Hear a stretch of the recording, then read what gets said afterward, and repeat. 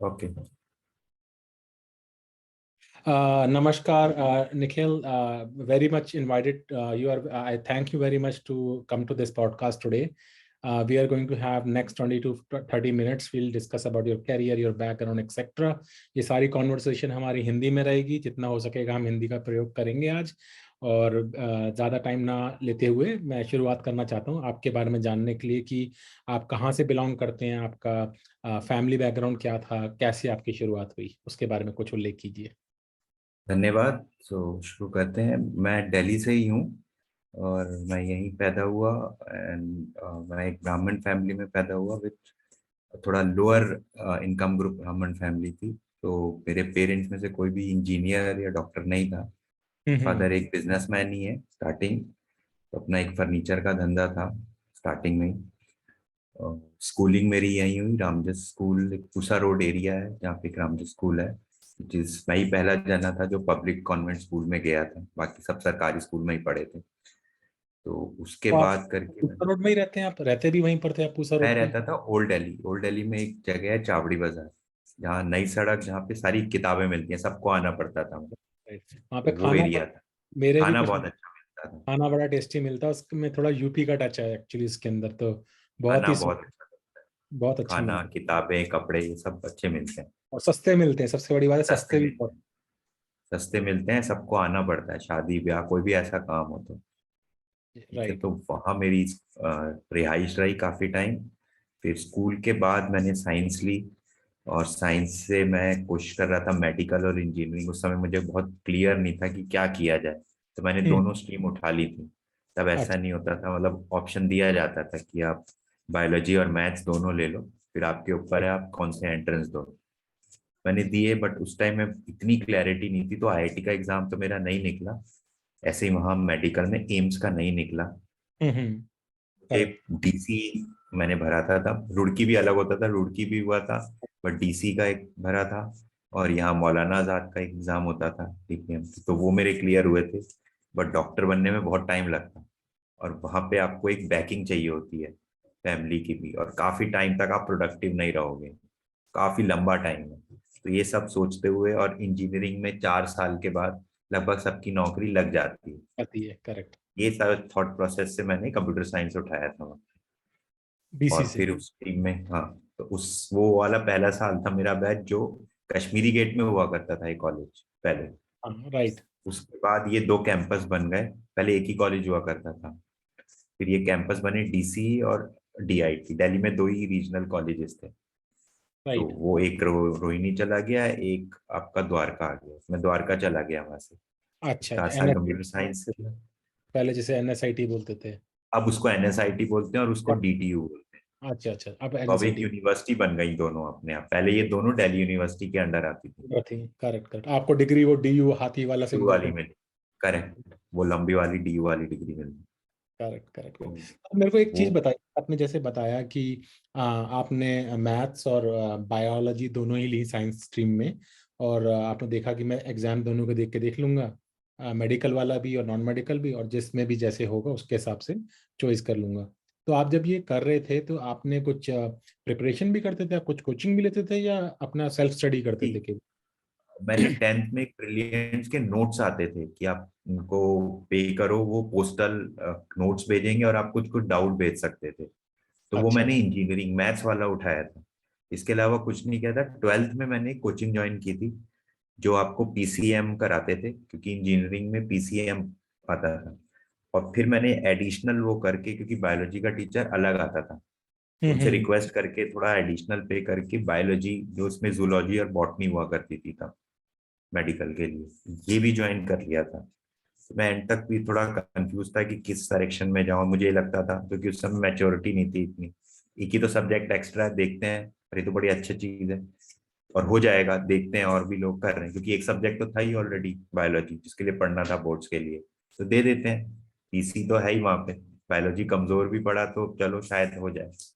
But वो मैं लोगों को एडवाइस करना चाहता हूँ कि 2 नाव में बड़ा मुश्किल होता है, और उससे कोई फायदा भी नहीं होता, क्योंकि फायदा भी। अल्टीमेटली आप टॉप जगह की, अगर आप अच्छी प्रिपरेशन है तो शायद टॉप स्ट्रीम के कॉलेज क्रैक कर सकते हैं।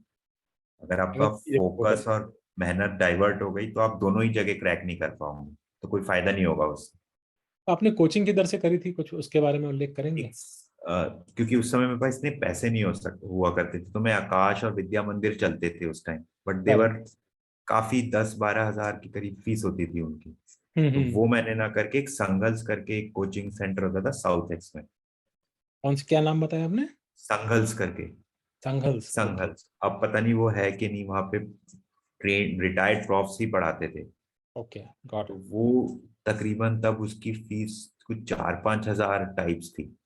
और उसमें अच्छा, भी ऑप्शन था कि आप थोड़े से पैसे दे दो, फिर आप पर मंथ कुछ 500-600 टाइप्स करके दे सकते हो, जब तक आपका एंट्रेंस होता है। तो राइट वो राइट। मुझे ठीक पड़ गया था, वो मैं जाता था।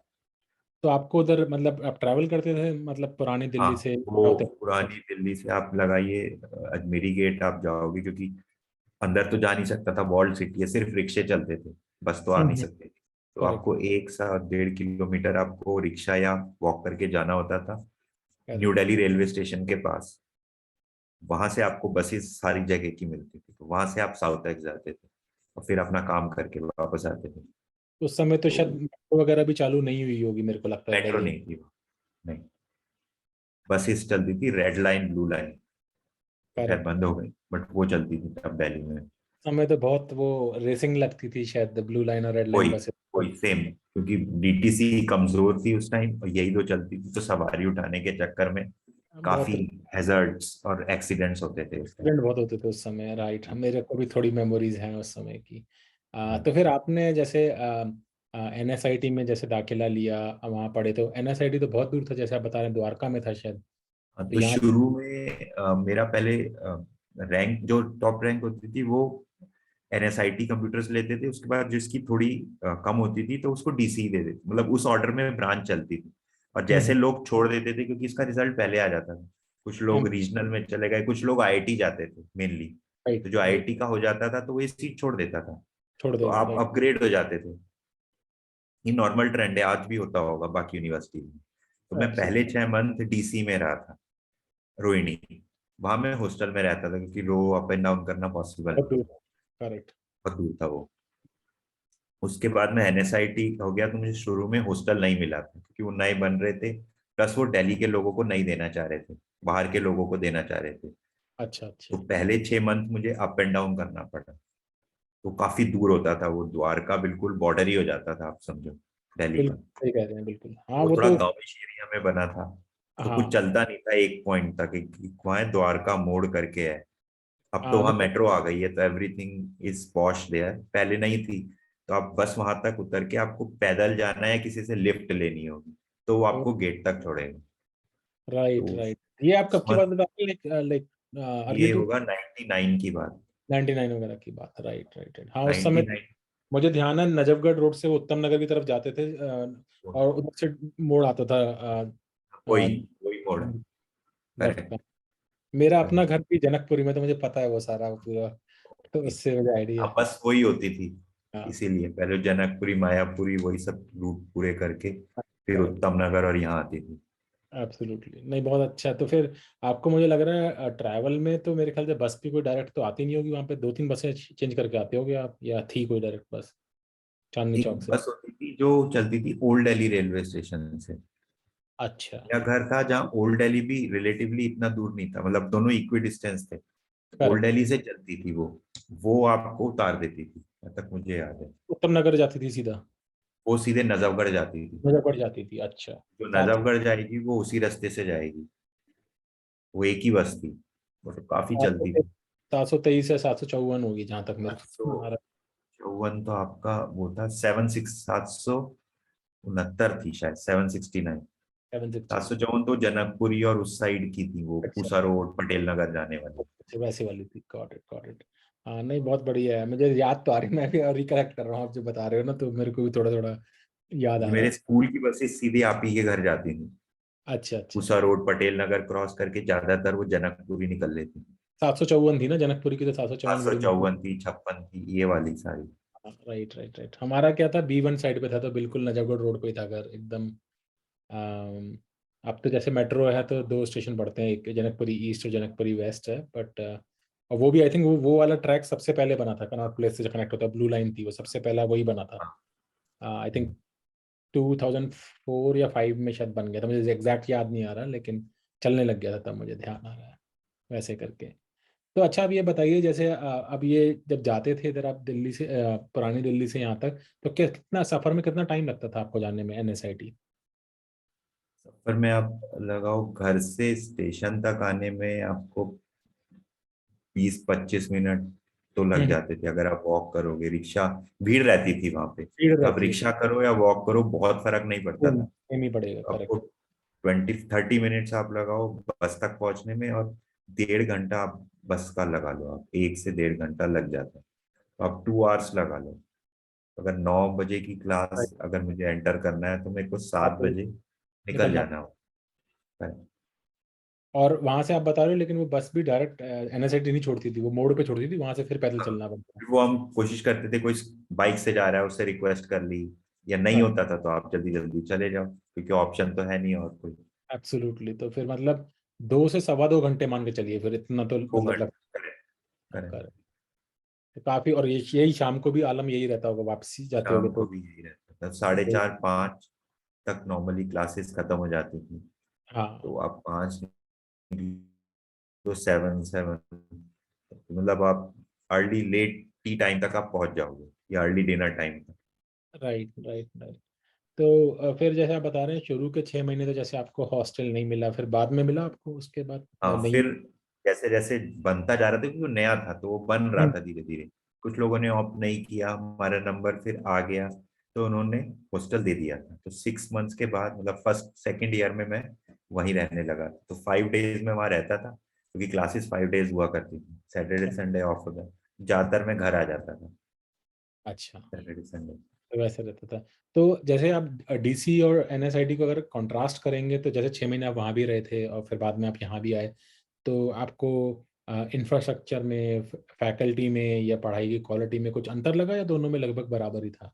तो पहले 6 मंथ्स आप देखोगे, जहाँ पे भी इंजीनियरिंग आप करते हो ज्यादातर कॉमन सब्जेक्ट्स होते हैं, उसमें ह्यूमैनिटीज भी आ जाता है। तो आप स्पेशलाइज चीज नहीं पढ़ते हो, लाइक का ऑनर्स प्रोग्राम है तो ऑनर्स के सब्जेक्ट होते हैं, और वो हम्म। जनरली फिक्स फैकल्टी पढ़ाती है, क्योंकि वो उन्हें हर साल वही फिक्स टॉपिक करने होते हैं। तो एब्सोल्युटली। पढ़ाई का इन द सेंस इतना फर्क नहीं था, बट इंफ्रास्ट्रक्चर वाइज उस समय NSIT थोड़ा बेटर था।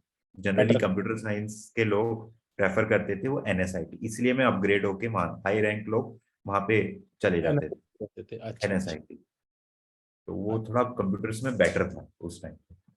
और मुझे लगता है कि एटलीस्ट लोकेशन वाइज भी I think Dwarka is much better than Bawana. हो तो बवाना एक्चुअली तो रोहिणी बोलते हैं तो पवाना पे करेक्ट, ये भी एक रीजन था। बवाना तो एक्चुअली आज भी मेरे ख्याल से कुछ होगा नहीं वहां पे, या पता नहीं मुझे, आई डोंट नो, एटलीस्ट उस समय तो कुछ भी नहीं था। भी नहीं, सही है, उस समय कुछ भी नहीं था, वही गांव ही था बेसिकली। क्या वही था द्वारका, तो फिर एटलीस्ट 95 अगर काफी 90 से बेटर भी हो मत। गया है, NSIT में गया, इट्स क्वाइट हाँ, क्वाइट है नाउ, हाँ, हाँ।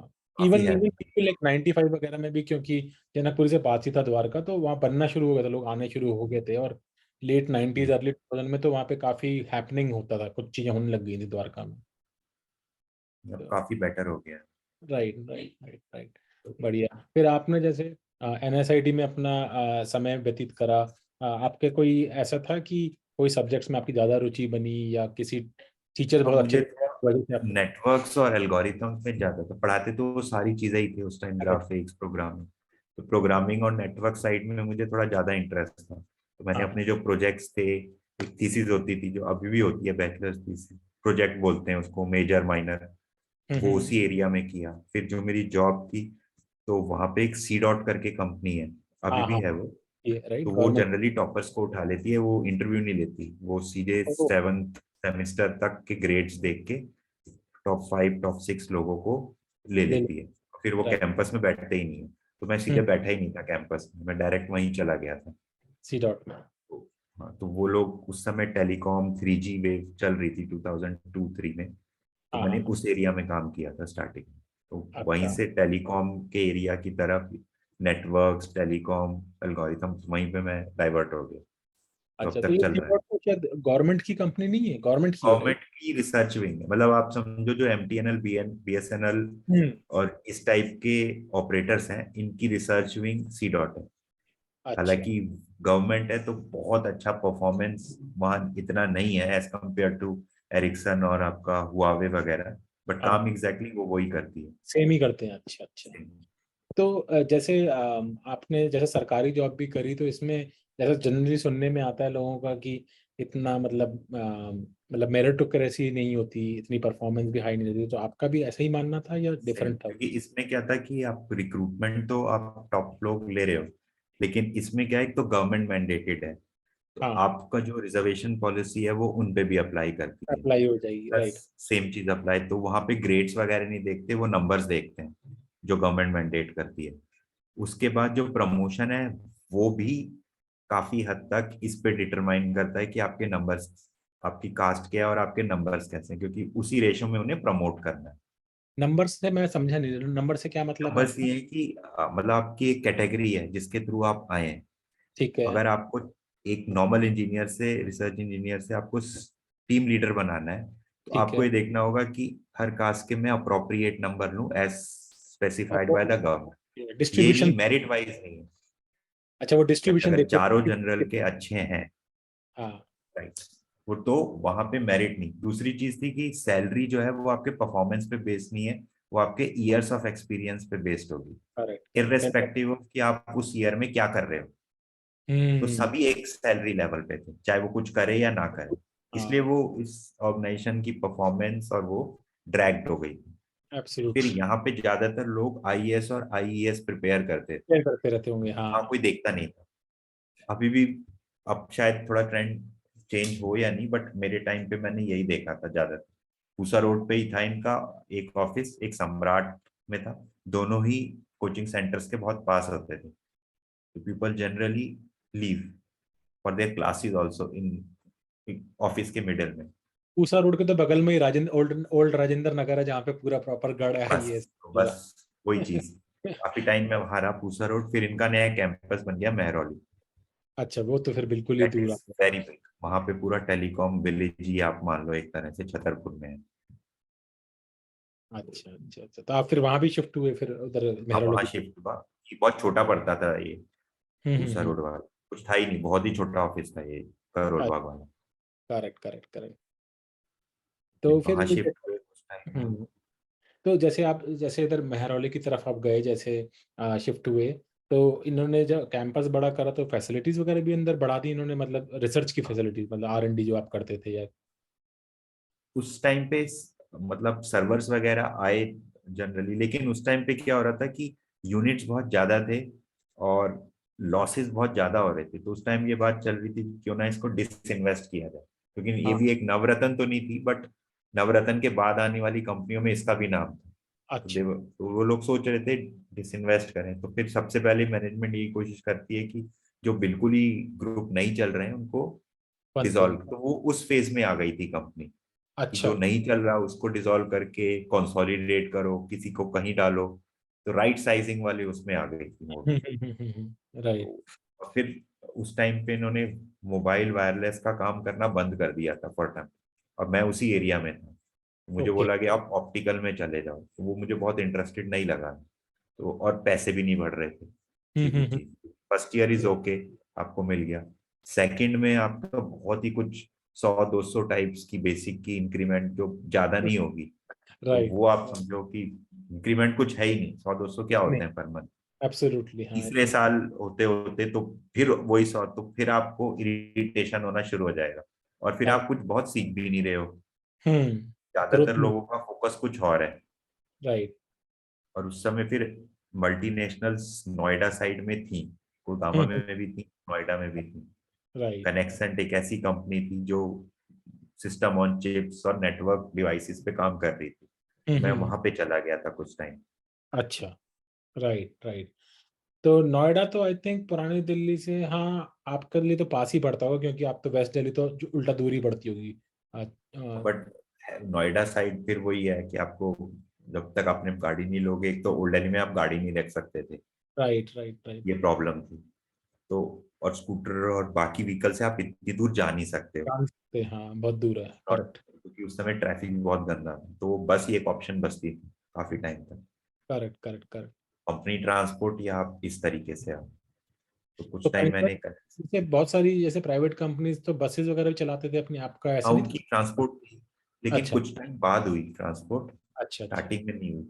और प्लस शादी- वो भी ट्रांसपोर्ट जो थी, जैसे मेरे टाइम पे वो आती थी लाल किला, अगर आपने देखा होगा मेरे हाँ, घर से साइड, आप मेन रोड सारी यहाँ पे, ओल्ड स्टेशन, लाल किला, अंदर नहीं जा सकता वो, अंदर नहीं आ सकते। जाओ मत। तो वो वहां, अगर वो वहीं तक आ रही है तो मेरे को ऑलरेडी 1.5 या 2 किलोमीटर फिर से चलना ही पड़ेगा। चलना पड़ेगा, तो राइट। मेरे लिए थोड़ी दिक्कत, तो मैंने ली। बट प्रॉब्लम वही थी कि टाइम बहुत सेव नहीं होता था, उस एफर्ट हो हम्म। जाता था सेव। Correct correct correct. हाँ, तो आप बता रहे हैं कि वहां से भी रहता था। तो आप जब ये बता रहे हैं तो आप आई थिंक अर्ली 2000 वगैरह की बात कर रहे होंगे, जब आप नोएडा जा रहे थे। 2003 के अराउंड में, तब जी। मेट्रो वगैरह नहीं थी। ये नहीं। Film city, club film city भी थी लेकिन बहुत छोटी हुआ करती थी। वहां हाँ। पे टेक कंपनीज थी, एसटी माइक्रो इलेक्ट्रॉनिक, कनेक्शन। अब वो लोग छोड़ गए हैं और आपको न्यूज एजेंसीज मिलेंगी वहाँ, हाँ हाँ हाँ। सेक्टर 18। 18 है, अच्छा। हाँ, अट्टा मार्केट भी बोलते हैं ना शायद, उसी को ही बोलते हैं, कुछ अट्टा अलग के होगा। बाद अगर आप डीएलएफ मॉल जाएंगे, लेफ्ट में आपको पूरी वो मिलती है। अब पूरी न्यूज एजेंसीज और वो मीडिया से रिलेटेड हाउसेज होंगे वहां पे, पहले टेक कंपनीज हुआ करती। टेक वो या कंपनी। तो बंद हो गई या फिर वो ग्रेटर नोएडा की तरफ चली गई। अच्छा अच्छा, सारी वहाँ चली गई, कनेक्ट वगैरह। Okay, got it. तो उस समय भी जैसे जो नोएडा था, उस समय भी बहुत वेल डेवलप्ड और अच्छा ट्रैफिक वगैरह बट वेल मैनेज था उस समय भी। नोएडा बहुत अच्छा था उस टाइम। तब भी। हाँ। नोएडा की सबसे बड़ी ये थी कि गुड़गांव तक जाना मतलब बहुत मुश्किल हुआ करता था। अब तो मेट्रो है, लेकिन कर। वहां अगर आप मेट्रो को हटा दें और गाड़ी भी हटा दें, तो हम्म। बस बहुत बेकार हरियाणा रोडवेज की होती हाँ। थी। फिर आप हम्म, कनेक्ट कर करके जाओ, फिर वो छोटे वाले विक्रम चलते थे बड़े, हाँ, वो सेफ भी नहीं था और बहुत दिक्कत हॉप्स थी। थे वहां पे। हम्म गुड़गांव नोएडा के केस में आपका एक तो छोटे ऑटो चलते थे, पॉइंट टू पॉइंट। हम्म रिक्शे थे वहां बहुत ज्यादा, अभी हम्म। भी हैं रिक्शे, और बसेस काफी थी। तो आपको, और मतलब पॉपुलेटेड था वो एज कंपेयर टू गुड़गांव। तो आपको अच्छा। चीजें पास में मिल जाएंगी, लोग दिख हम्म जाएंगे, दुकानें दिख जाएंगी। गुड़गांव में वहाँ इतनी थी नहीं, अब हुई है थोड़ी बहुत, बट हम्म। पहले नहीं थी गुड़गांव में। Right right. और एक्चुअली आई थिंक नोएडा के सेक्टर्स वगैरह थोड़े अच्छे कटे हुए हैं, मतलब प्रॉपर सीक्वेंशियल बने हुए हैं, रोड जी। वगैरह चौड़ी हैं, सर्विस लेना। गुड़गांव तो मतलब कंट्रास्ट करें अगर आप गुड़गांव वर्सेस नोएडा को, तो जैसे गुड़गांव का धूल धक्कड़ बड़ी रहती है, पानी आता है तो ट्रैफिक जैम हो जाता है, जबकि नोएडा थोड़ा फिर भी सीमलेसली। नोएडा का ये हिस्सा जहाँ काम होता था ना, हर जगह का अच्छा नहीं है नोएडा। लेकिन ये जो पॉश है, जो 18 सेक्टर आप बोलोगे, 16 सेक्टर, हम्म। 14, ये क्रीम सेक्टर्स हैं। तो अच्छा। यहाँ सब चीजें काफी, जैसे आप बोल रहे हो, ऑर्गेनाइज्ड ही है। Right right. बाकी जो गंदा है वो थोड़ा अंदर जाके, जो गाजियाबाद से लगता है, वहां पे हुआ। है थोड़ी प्रॉब्लम। राइट, सो गाजियाबाद से तो आई थिंक वो सेक्टर 63 60 62, 63, ये ये अच्छे। सारे लगते हैं। इंदिरापुरम, वो उस साइड आप देखो तो वहाँ ट्रैफिक भी गंदा है, हाँ और हाँ हाँ। थोड़ा रोड कंजेस्टेड है। कर। वहाँ है थोड़ी प्रॉब्लम। वहाँ पे साइड पे ज्यादा है। और अब जैसे ग्रेटर नोएडा जब आप थे उस समय भी था, या उस समय एग्जिस्ट नहीं करता ग्रेटर था? नोएडा में प्रॉब्लम क्या थी कि पहली और दूसरी कंपनी थी, आई थिंक पहले एलजी गई थी, और दूसरी कंपनी एसटी माइक्रो इलेक्ट्रॉनिक गई थी। इन्होंने बहुत बड़ा कैंपस खरीदा था। हम्म। मैं तब कनेक्शन के बाद एसटी माइक्रो इलेक्ट्रॉनिक्स में ही गया था, और अच्छा। मैं सीधे यहाँ नहीं आया था, सीधे ग्रेटर नोएडा गया था, क्योंकि उनका सारा R&D यूनिट शिफ्ट हो गया था वहाँ। वहाँ पे ये प्रॉब्लम थी कि आप एक्सप्रेस वे क्रॉस करोगे, और या एक्सप्रेस वे काफी लंबा है, 12-14 किलोमीटर होगा, वहाँ कुछ नहीं चलता। तो कुछ या नहीं तो चलता। आप अपनी गाड़ी से आओ, या फिर एक बार आप चले गए तो उन्हीं की कैब जब वापस आएगी तभी आप वापस आ सकते हो। राइट, कुछ नहीं है उधर, और कोई मीन्स ऑफ ट्रांसपोर्ट नहीं है। बस, तो ये प्रॉब्लम थी वहाँ। अच्छा, तो ये भी बता रहे हैं आप जैसे एक्सप्रेसवे और ग्रेटर नोएडा मतलब 2005-6 के आसपास फाइव हो गए। सिक्स या मतलब एग्जिस्ट करता था तब भी ग्रेटर नोएडा, मतलब हमें ऐसा लगता यही है दो शुरू तीन से। कंपनी बताया मैं आपको, कि जैसे एलजी पहले गई थी, फिर एसटी गई, नॉलेज पार्क बना, 1, 2, 3, हम्म। अल्फा, बीटा, डेल्टा, इसके बाद बने, कटे थे लेकिन अब पॉपुलेट। तो सिक्योर भी नहीं था, क्योंकि बीच में कुछ होता ही नहीं था, आप उतर के कुछ भी नहीं। कहाँ जाओगे, कुछ है ही नहीं। लोग मतलब सिक्योर भी नहीं हुआ करता था, कोई रोकता भी नहीं था गाड़ी बीच में, राइट राइट राइट। सीधे नहीं, कंपनी रुक। Correct correct correct. क्योंकि आजकल हम सुनते हैं कि लोग ग्रेटर नोएडा में मतलब मकान खरीद रहे हैं या कुछ है, मतलब लिटरली 2000 में तो मुझे याद भी नहीं है कि हमें नाम भी सुना था ग्रेटर नोएडा का, या आप तो शायद काम कर रहे थे तो आपको थोड़ा ज्यादा आइडिया था। आ, बट अब वो ये, जब नोएडा फुल नोएडा नहीं ले सकते, इसलिए वो ग्रेटर नोएडा की तरफ जा रहे हैं। नोएडा हम्म। कॉस्टली हो गया, तो वही एक्सटेंशन होता रहता है एरिया का। करेक्ट करेक्ट करेक्ट करेक्ट, नहीं ये सही बात बोल रहे हैं, इसका तो अच्छा रहा। फिर आपने जैसे ग्रेटर नोएडा गए तो वो तो और दूर हो गया आपके घर से, जैसे आप जैसे तो आप अभी भी यहीं रह रहे थे पुरानी दिल्ली में, जब नोएडा ही दूर है तो ग्रेटर नोएडा तो मैं समझ रहा हूँ और मतलब फर्दर अवे हो गए आप, तो ये भी डेली अप डाउन करते थे इसमें भी? उसके बाद मैंने अपना घर शिफ्ट किया, मेरी फादर की शॉप शकरपुर एरिया में थी, ये अच्छा। ईस्ट दिल्ली में, लक्ष्मी नगर, लक्ष्मी नगर। शकरपुर, वो हाँ हाँ। एरिया है, हाँ। तो मैं वहां चला गया था। तो वहां अच्छा। से रिलेटिवली इतना दूर, मतलब दूर तो ऑब्वियसली था ही, लेकिन ओल्ड दिल्ली दिल्ली, हाँ, तो ईस्ट दिल्ली कंपैरेटिवली से नहीं। थोड़ा।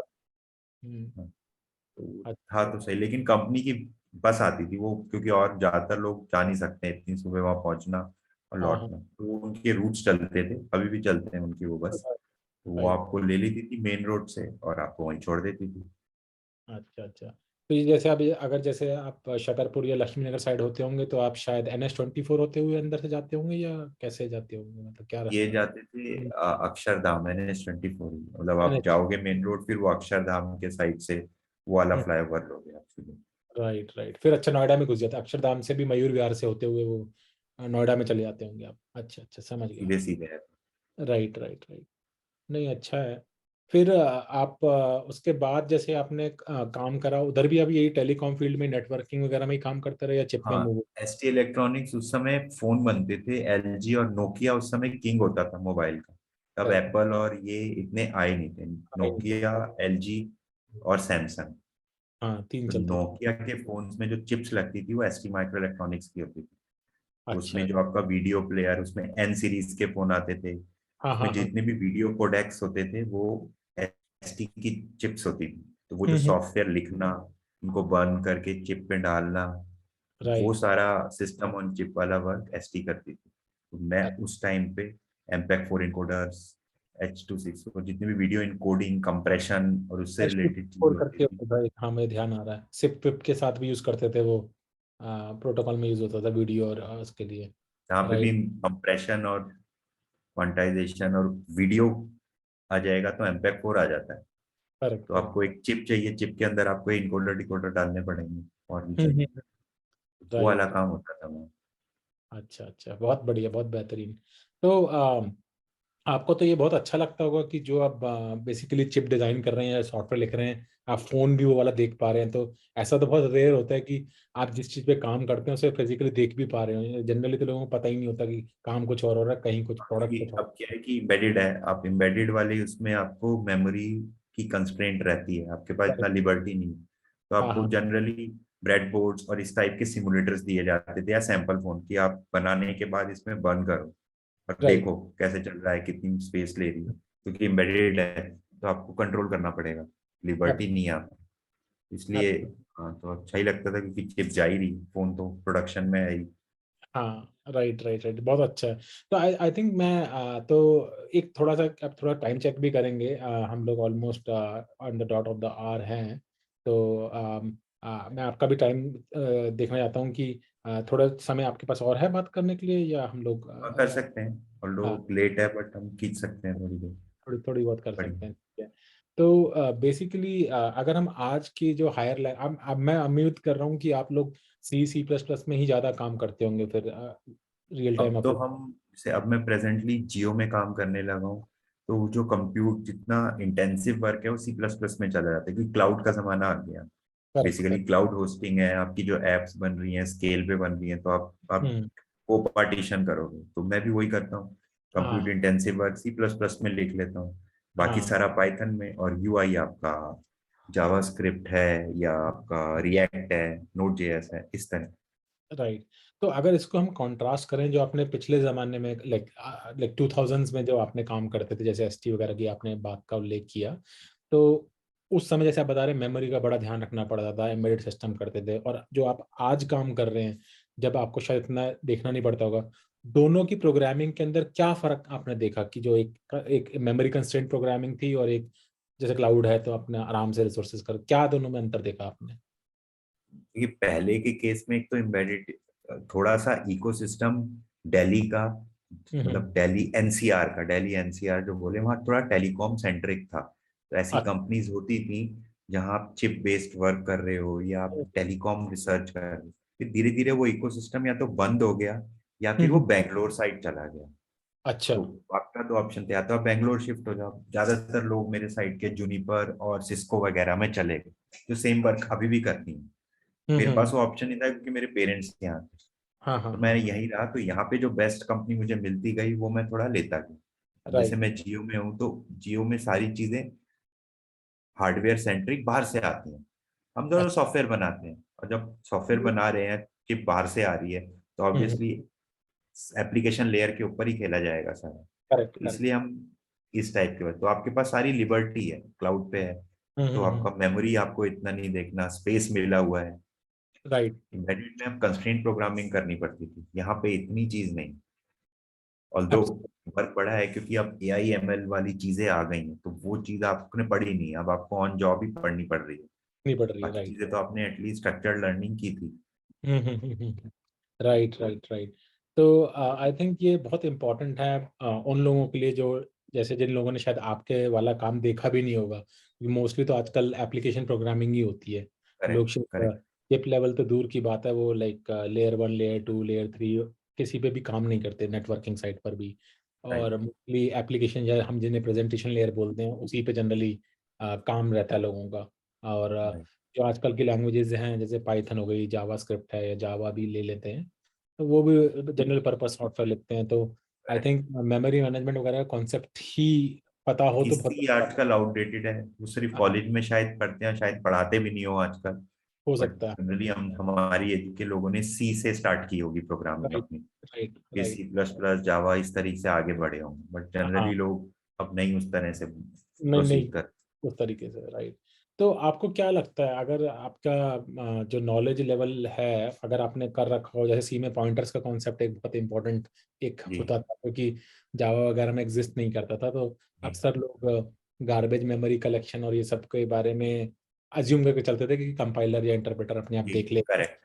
और सही जबकि बोल। इसमें आपको खुद पकड़ के चलना पड़ता था कि कब मैलॉक करना है, कब फ्री करना है और ये सब करना है। जी तो जी। अगर आपको ये मुद्दे पता हैं बनस्पत इसके कि आपको इसके बारे में पता नहीं है, तो आपको क्या लगता है कि वो पता होने से आपको बेनिफिट है, या नहीं पता हो तो कोई फर्क नहीं पड़ता?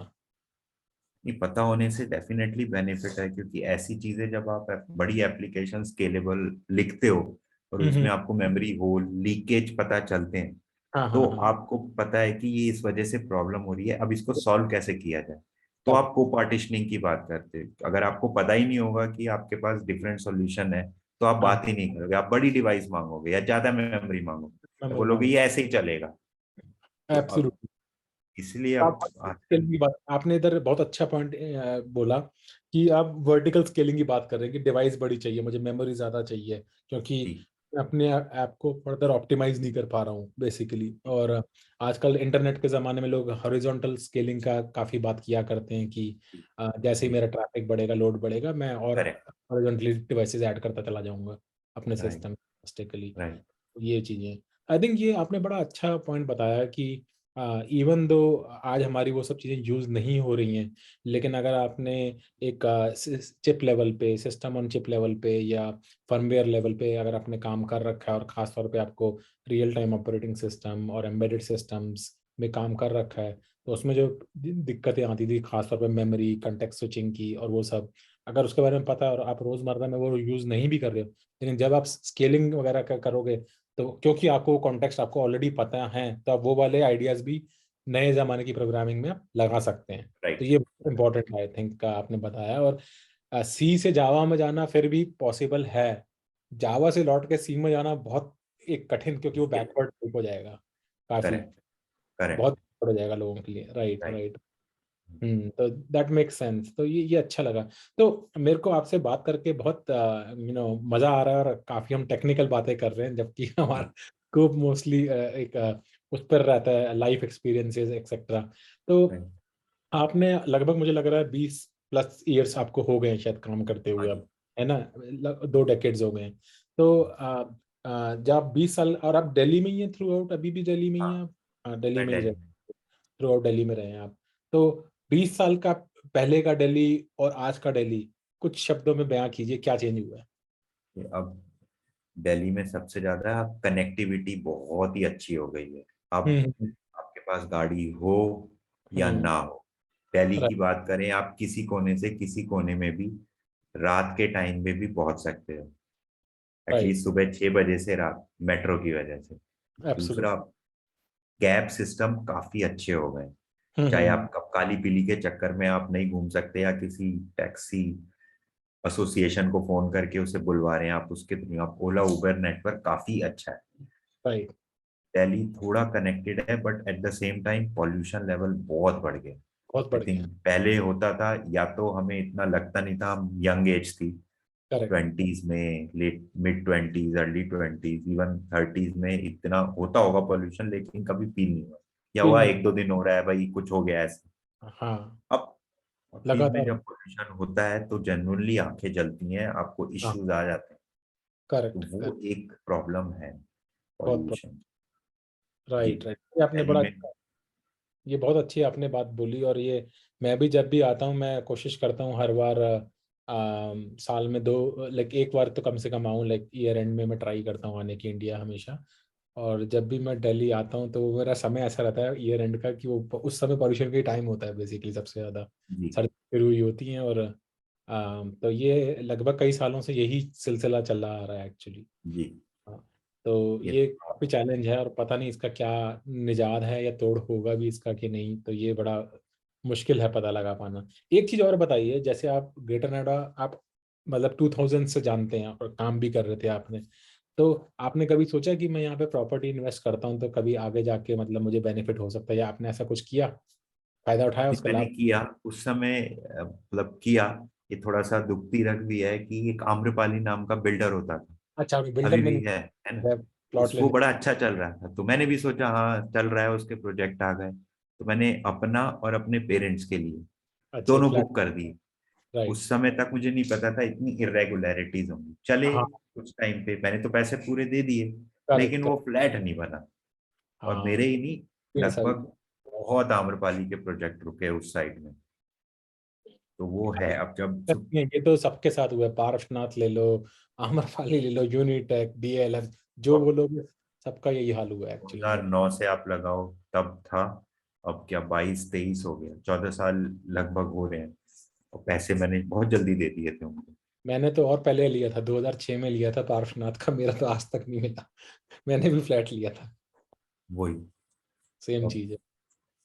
तो चलिए अब I think we are coming on to the close dot पे आ रहे हैं हम लोग। आपसे बात करके बहुत ही मजा आया, बहुत जी, जानने मुझे को, भी। करियर के बारे में, आपका ग्रोथ के बारे में, कैसे आपने अपना जीवन चांदनी चौक से स्टार्ट करा और कैसे आप दिल्ली में ही रहे थ्रू आउट। तो मैं चाहूंगा कि आपसे फिर दोबारा मुलाकात हो हमारी, और आपके बारे में जानेंगे और अंडरस्टैंड करेंगे कि अब आजकल आप क्या कर रहे हैं, कैसे जा रहे हैं। और जी। आने के लिए बहुत बहुत धन्यवाद और आपको मेरा थैंक नमस्कार। नमस्कार, thank you. Thank you. Bye.